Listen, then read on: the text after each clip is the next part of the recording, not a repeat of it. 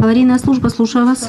Каля 200 заявок штодзень приходит на один контактный номер 115. Спектр зваротаў широкі. Каналізацыйныя пытанні, прорыв батарэі ацяплення, працёк дахаў. Пікавыя дні падчас наступстваў непагадзі. Але механізм аказання хуткай камунальнай дапамогі ўжо добра адладжаны. К нам поступает заявочка, мы ее записываем, по электронной почте передаем на домоуправление, затем домоуправление нам дает ответ, и мы связываемся с жильцами и говорим, выполнено и что выполнено по их заявке.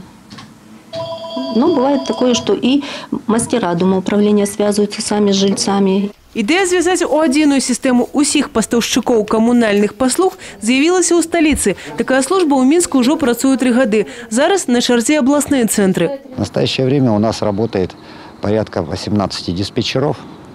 На сегодняшний день мы уже всех диспетчеров из домоуправлений практически попереводили на аварийную службу. У нас осталось только 5 домоуправлений, где работают диспетчера.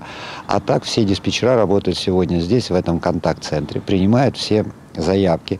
Пасля до контактного номера 115 долучатся и районы. Один областный центр обещает створить до конца года. На первом этапе мы ждем, конечно, и определенных вопросов возникающих, но в целом это должно улучшить систему работы с гражданами, то есть будет введен контроль качества работы с потребителями, плюс единый номер для всех заявок. То есть на сегодняшний день в Солигорске, например, уже даже газовые баллоны по этому номеру можно заказать.